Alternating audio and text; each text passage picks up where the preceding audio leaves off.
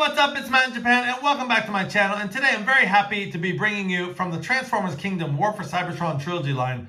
This is Voyager class Rhinox. Now this figure does not come out until October here in Japan, but I could not wait, and I got him off of eBay, and he just arrived at my doorstep yesterday. So very excited to get this guy unboxed and see what he's all about, see what all the fuss is about, see the good things, see the bad things. We will be doing some comparisons between him and the original Beast Wars Rhinox and also the Thrilling 30 Rhinox. So we're going to have a little bit of a Rhinox rave here on the channel. So anyways, taking a look at the packaging, you see the beautiful artwork as always. You see Rhinox in his Rhino mode.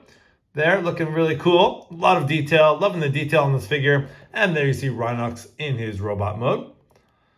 And he's a Voyager class, as I mentioned, very run-of-the-mill packaging here. You have product information on the bottom. You have much of the same on the top. On the side, you have your Kingdom artwork, and we cannot wait for this new TV show to drop.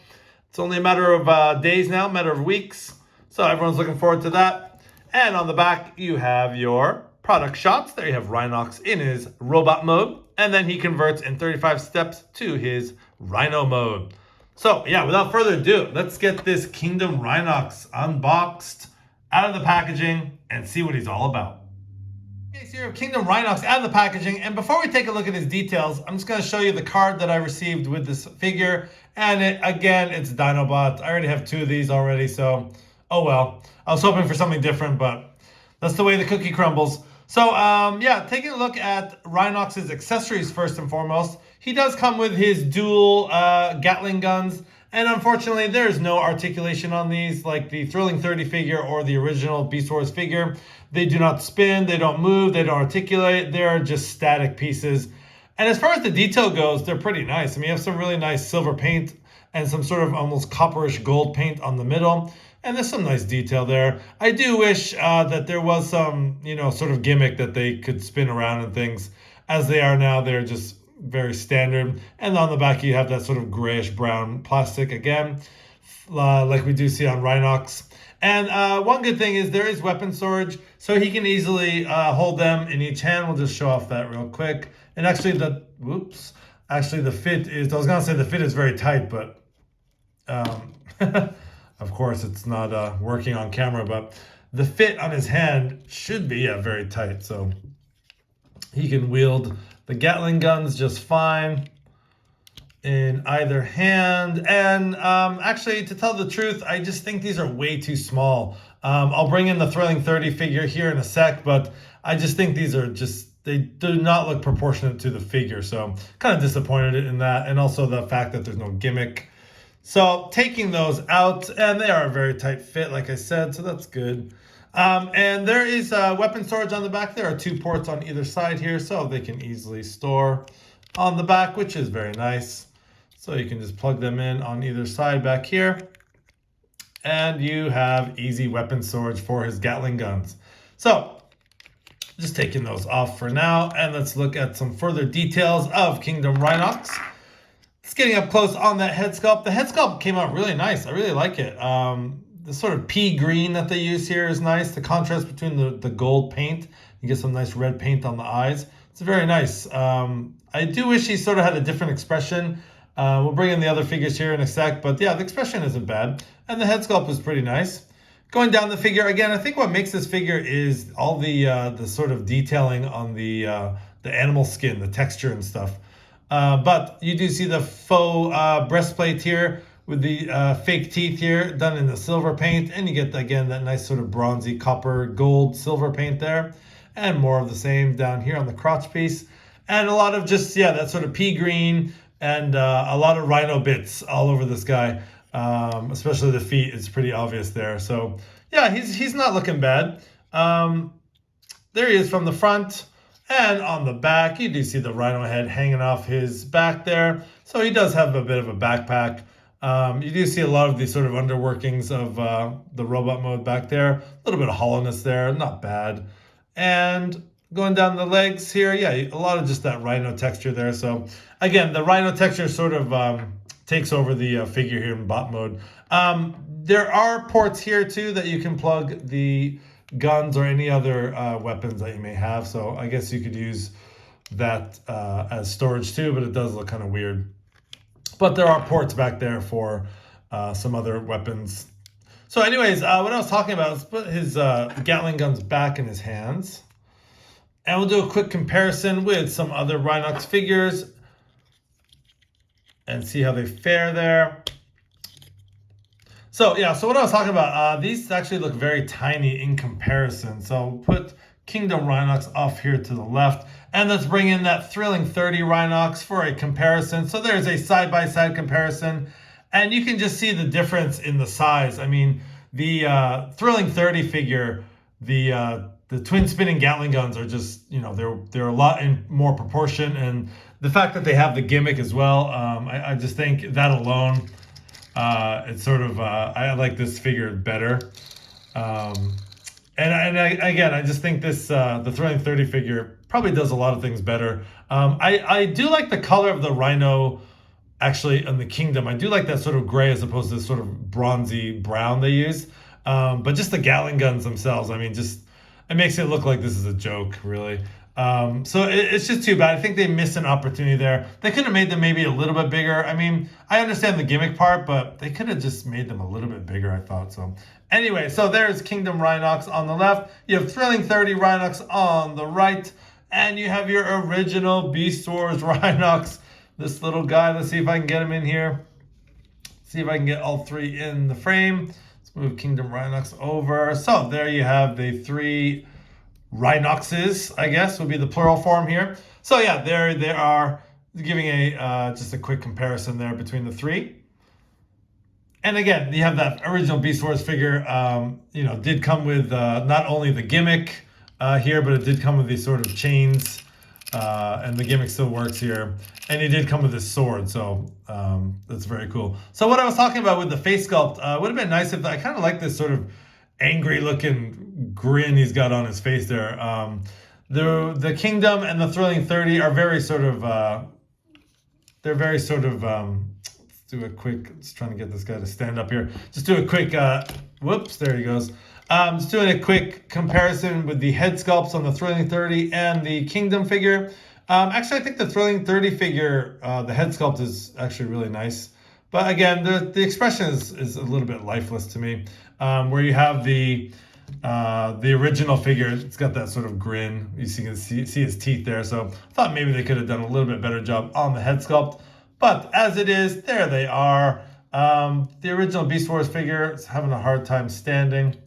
But anyways, so there is another comparison between the three. So let's get these guys all transformed in their beast modes and see how they fare with each other.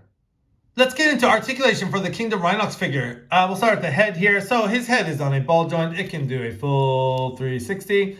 And it does have a little bit of side movement and a little bit of up and down movement. So it's slightly articulated there. The shoulders can do a full 360 there. And it also is nice because they added an extra joint, an extra hinge here, so his arms can go out to the side like that. And there is a swivel here, so that can go all the way around. And also you do get about a 90 degree at the elbow. And there is a tiny little hand articulation. It kind of just goes up and down, but that is mainly for transformation. So there's no wrist swivel or anything like that. So there is some nice articulation in the arms. There is a waist swivel, but it does get hindered by all the junk that's sort of hanging off the back. So there is a waist swivel, but it's very limited. Now getting into his legs, he can kick forward that much, and he can kick back that much, actually pretty far. It doesn't really get hindered by this back piece. And he can do almost the splits there. Can go out about that far. And he does get almost a 90 degree at the knee. He does have a swivel right above the knee here. So you do get a little bit of swivel right there. A little bit of movement there. And he does actually have a very deep ankle tilt. So that's very nice. And also some forward and back movement there. So actually he's quite nicely articulated for this Voyager class figure. So anyways, let's get him into his beast mode. All right, so here we have Kingdom Rhinox in his Rhino mode, and let's take a look at his details here. Very cool. I really like the Rhino mode, but the transformation was a bit of a pain in the butt. A lot of fiddly parts, especially hooking in these panels, getting these to line up on either side. It was a little bit tricky. The transformation, the instructions were not so clear. Actually, I had to refer to a couple videos for a little help. So yeah, I probably will not be transforming this guy again. I'll probably just keep him in robot mode. But anyways, just getting in on the detail on this guy. I think the head sculpt for the Rhino mode came out really nice, just beautiful detail. You see a little bit of red paint for the eyes. You get some sort of ivory white for the horns here. And you get all those sort of wrinkles and sort of speckled effects there on his skin. And you do see his teeth are painted silver. And you do have sort of a reddish pink paint for the tongue. So it's very nice. So yeah, I think the detail for the head and also the Rhino itself is really nice. Again, that texture on the skin is just really cool. Again, the little speckle parts here. I think it would have been nice if they cast this in some gray plastic. As it is now, it's a bit distracting. It would have been nice if this was all gray, but not too bad. Going down the figure again, you do see some robot kibble, but that is to be expected with these Rhinox figures. And yeah, some detail on the hooves here and the nails there. And again, you do see a little bit of hollow parts on the legs, which is unfortunate, but I understand because they kind of just tuck away in the back section here. You see his butt there and his little tail hanging out, which is kind of cute. I really do like the Rhino mode, and he's really hefty, actually. When you have him in hand, he's got a nice weight to him.